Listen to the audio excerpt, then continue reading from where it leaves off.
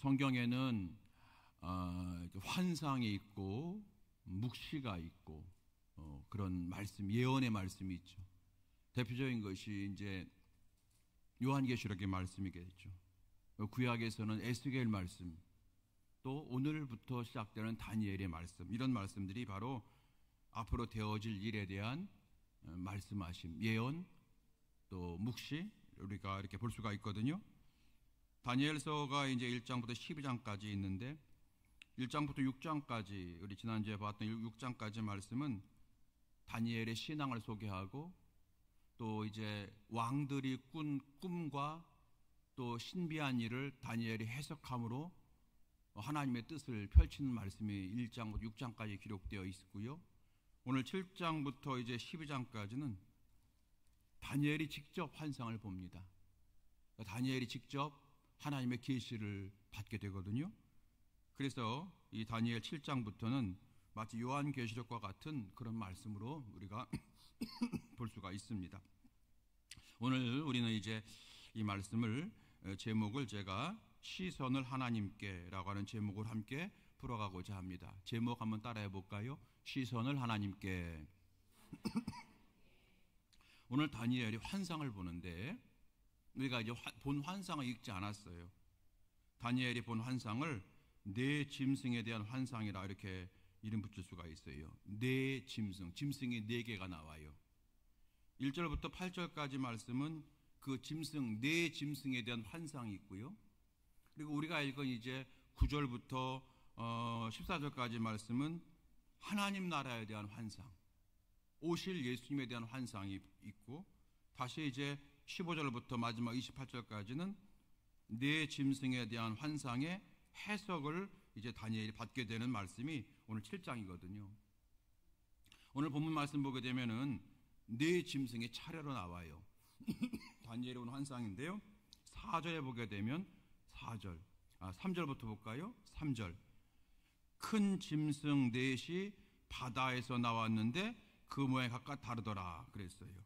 그래서 4절 보게 되면 첫째는 사자와 같은데 그랬죠. 그러니까 사자는 아닌데 사자와 같은데 독수리 날개가 있대요. 참 신비한 이상한 그러죠. 그래서 사자 같은 그런 짐승, 날개가 있는. 5절 말씀 보게 되면 두 번째 짐승이 나오는데 5절, 또 보니 다른 짐승 곧 둘째는 곰과 같은데 그것이 몸 한쪽을 들었고, 이렇게 돼 있어요. 곰과 같대요. 또 6절 말씀 보게 되면 세 번째 이제 짐승이 나오는데 6절, 그 후에 내가 또 본즉 다른 짐승 곧 표범 같은 것이 있는데 그 등에는 새 날개 넷이 있더라. 또 그 짐승에게 또 머리가 넷이 있더라. 이렇게 되어 있어요. 참 희한한 환상이죠, 여러분. 마지막 네 번째 환상, 7절 말씀.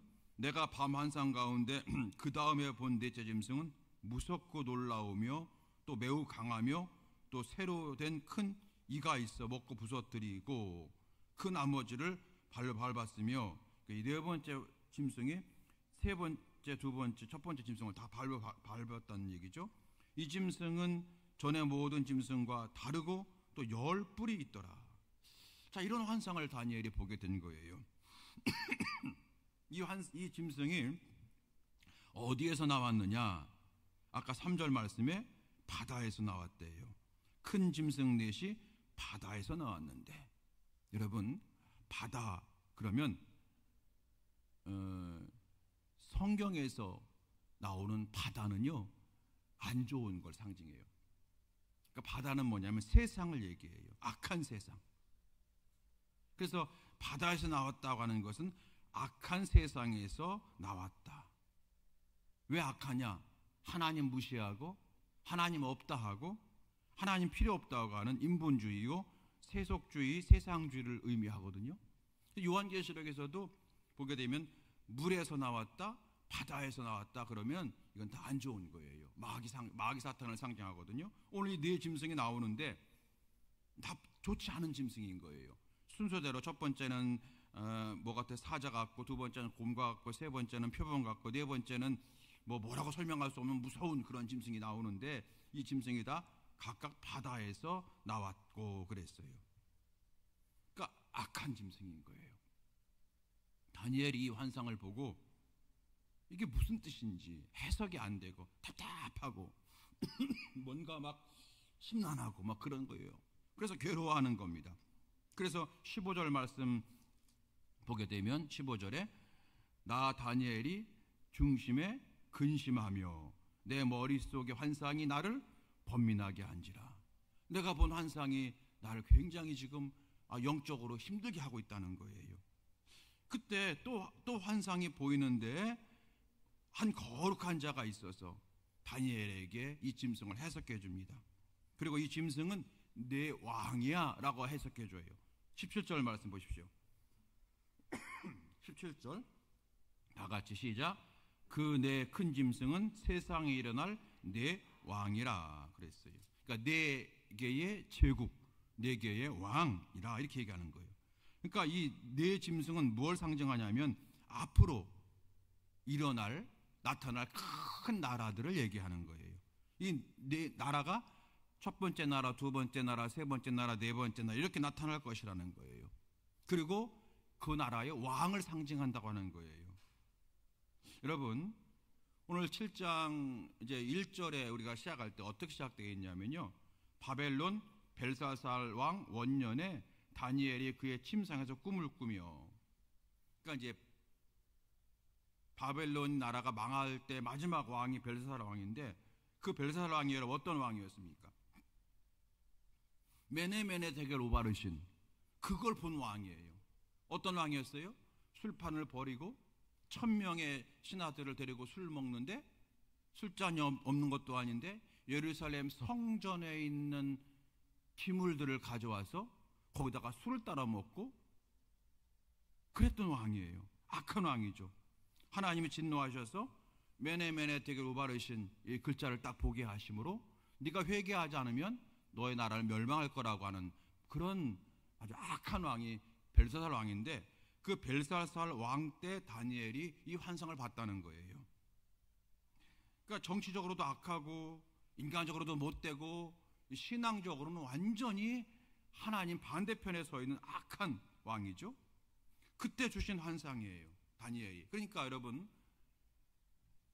우리는 기대하죠. 하나님 환상을 주시면 야, 이제 이 악한 왕은 물러갈 것이고 그리고 좋은 일이 일어나겠지, 이러고 그런 기대를 갖게 된단 말이죠. 우리가 하나님께 환상을 받는다 그러면 이 악한 왕은 물러갈 것이고 이 고난의 시대는 이제 끝장나고 뭔가 좋은 일이 일어날 거라고 하는 기대를 갖게 된단 말입니다. 그런데 하나님께서 그때 다니엘에게 환상을 보여주시는데 네 왕의 환상을 보여주셨거든요. 네 왕은 앞으로 나타날 네 개의 나라라는 거예요. 다니엘이 왜 번민했냐면 이게 해석이 잘 어려워서도 번민했지만 이게 징조가 안 좋아요. 다니엘이 볼 때 뭔가 좀 좋은 일이 막 보여야 되는데 계속해서 악한 것들이 막 보이니까 지금도 이 벨사살 왕 때 신앙적으로 어렵고 나라적으로도 어렵고 그런데 앞으로도 더 어려울 거라고 하는 불길한 예감이 들었던 거예요. 그래서 다니엘이 마음에 번민하고 번민했다라고 기록되어 있는 거예요. 그러니까 이 네 제국이 나타날 것인데 갈수록 더 나빠진다는 거예요. 그러니까 첫 번째 짐승이 나왔잖아요. 첫 번째 짐승보다 두 번째 짐승이 더 나빠져요.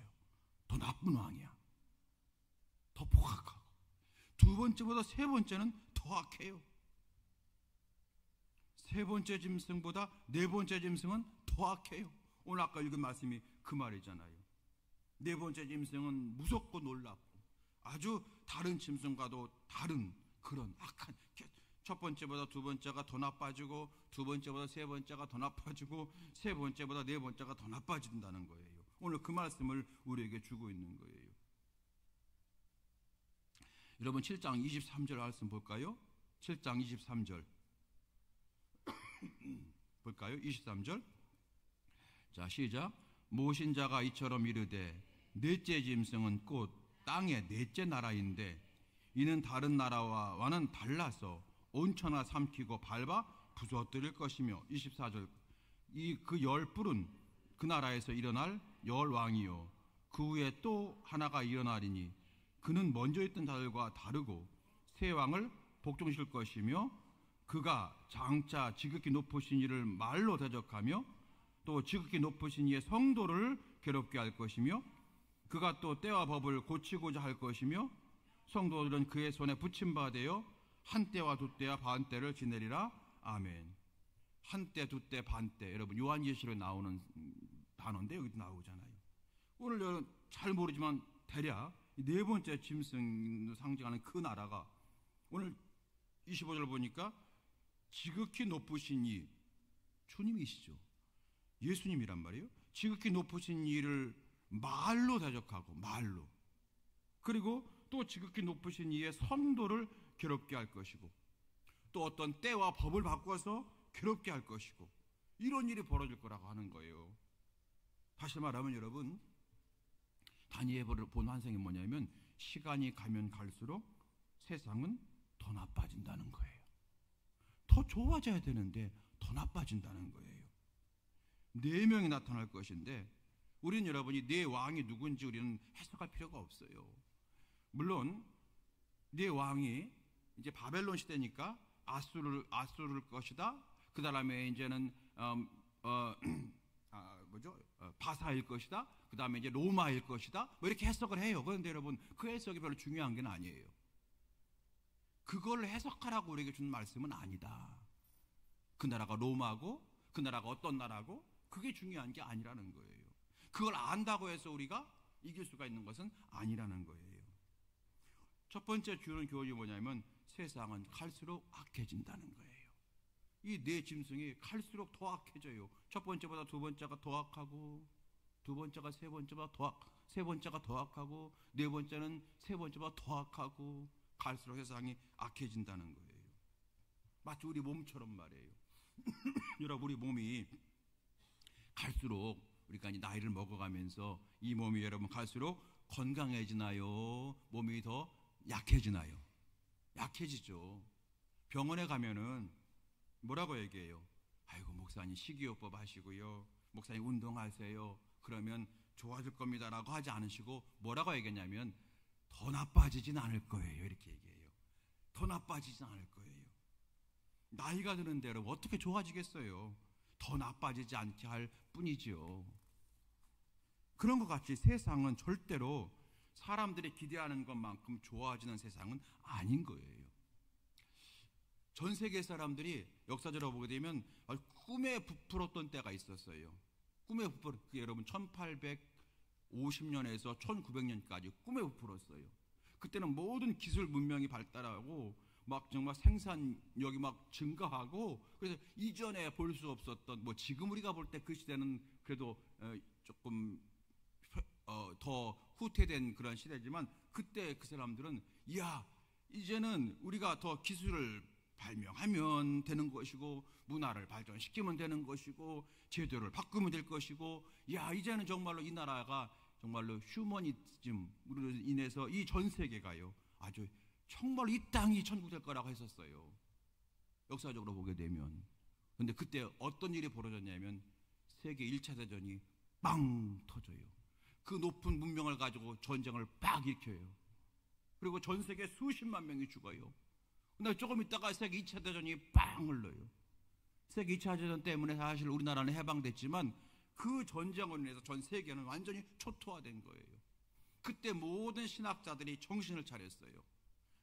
세계 1차, 2차 대전 전에는 야 이제는 하나님께서 우리에게 능력 주셔서 우리가 정말로 조금만 하면 된다. 조금만 하면 우리가 정말 이 나라, 이 전 세계를 행복한 나라가 만들 수 있다라고 하는 꿈에 부풀었던 거예요. 그러면 점점 신앙이 하늘나라에 대한 신앙보다는 이 세상의 신앙으로 흘러가고 있을 때에 1차, 2차 세계대전을 통해서 사람들이 다 멸망하고 그 문명을 가지고 전쟁 무기를 만들어서 막 죽이고 막 초토화시키고 이런 몇백 년 동안 만들어 놓았던 그런 모든 건물과 모든 뭐 논과 밭이 다 황폐화되는 이런 걸 보면서 그때 목사님 신학자들이 다 하나님 엎드리기 시작한 거예요. 하나님 우리는 본성적으로 죄인임을 깨닫습니다.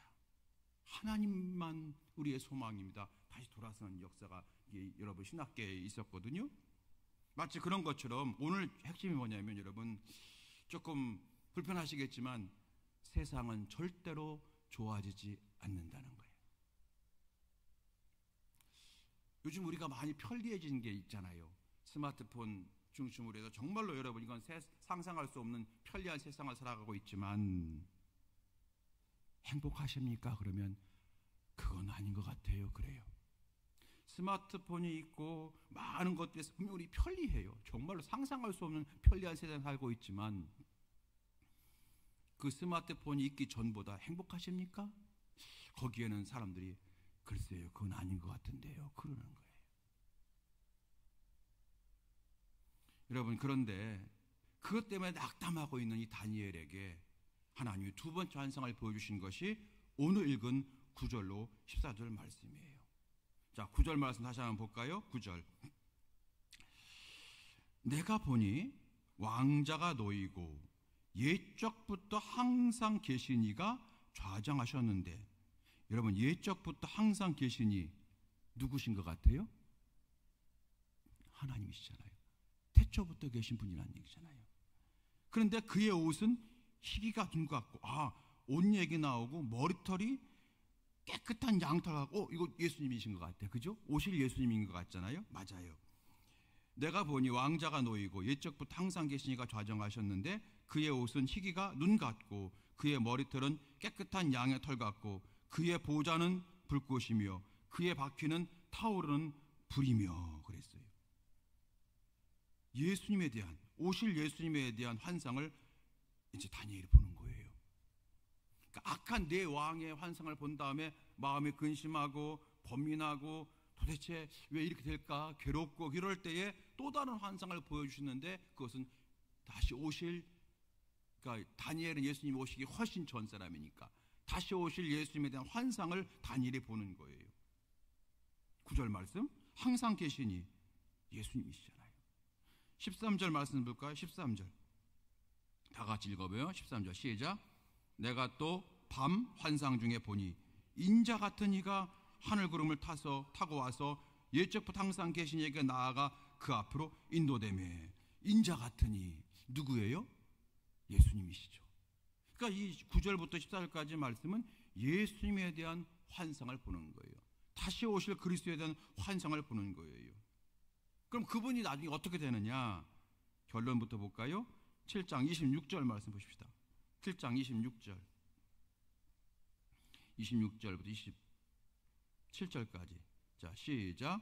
그러나 심판이 시작되면 그는 권세를 빼앗기고 완전히 멸망할 것이요 나라와 권세와 온천한 나라들의 위세가 지극히 높으신 이의 거룩한 백성에게 붙임받으리니 그의 나라는 영원한 나라이라. 모든 권세 있는 자들 다 그를 섬기며 복종하리라. 아멘.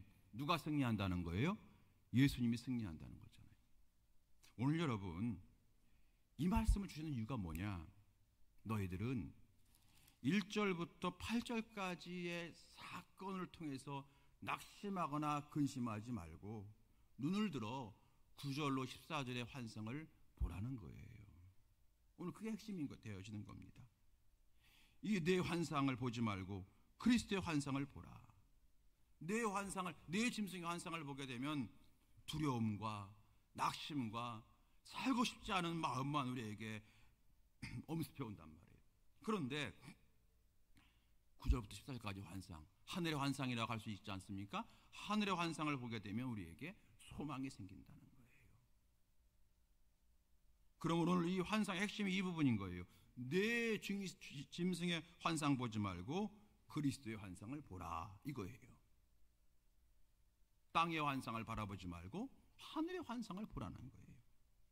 오늘 여러분이 내 짐승이 어떤 나라를 상징하는가 해석할 수 있어요. 그럴 것 같아요. 말씀드린 대로 그렇게 해석이 돼요. 그러나 정확하게는 모르지만 대략 해석할 수는 있어요. 그러나 안다고 해서 우리가 거기서 자유로워지지는 않는 거예요. 요한계시록에 666 나오고 아마겟돈 나오는데 여러분 그거 해석할 필요가 없는 거예요. 그 해석한들 여러분 마음이 더 복잡해지고 더 두려운 마음이 생기고 더 괴로운 것뿐이지 그거 해석한다고 해서 여러분이 거기서 자유롭지 못한다는 거예요. 하나님 우리에게 그거 해석하라고 한 게 아니라 보라는 거예요. 보라. 여기를 보지 말고 여기를 보라는 거예요. 너희들의 인생은 1절부터 8절까지 괴롭고 무섭고 도대체 짐승 같은 세상에서 정말 우리가 힘들고 어렵고 막 짓밟히는 그러한 세상 살아가고 있지만 여기를 보지 말고 장차 오실 그리스도를 보아라. 그분이 역사하실 것을 보라. 9절로 14절까지 환상을 보라. 이것이 여러분 다니엘에게 주는 환상의 핵심적 의미가 되어지는 겁니다. 4짐승이든 5짐승이든 6짐승이든 상관없이 우리가 세상에서 승리할 수 있는 힘은 하늘의 환상을 바라보며 살아가는 것이 됩니다. 교회나 성도는 옛날이나 지금이나 이 믿음 때문에 세상 사람들 앞에 악한 자들에게 고난을 당하고 있는 거예요. 여러분, 아브라함부터 고난을 당했어요. 모세 때부터 고난을 당했어요. 신약 시대에 바울도 고난당했고 베드로도 고난당했어요. 이 시대에 우리도 마찬가지입니다. 그러나 우리가 이 세상에서 사는 동안에 고난에서 완전히 자유하지는 못하지만 그러나 우리 하나님이 말씀하신 게 뭐냐면 하나님의 때가 되면 하나님이 역사하실 것이니까 그 믿음으로 담대해져라 라고 말씀하시는 것이 이 환상의 핵심이 되어집니다. 오늘 여러분 설교 제목이 뭐라고요? 시선을 하나님께. 히브리서 11장에 보게 되면 믿음의 사람들이 쭉 나오잖아요. 믿음의 사람들, 믿음장이라고 하죠. 거기 보게 되면 그 사람은 다 하늘의 환상을 본 사람들이에요. 노아가 방주를 짓게 된 것도 하늘의 환상을 보았기 때문이고 아브라함이 갈 바를 알지 못하나 순종할 수 있었던 것도 하늘의 환상을 보았기 때문인 거예요.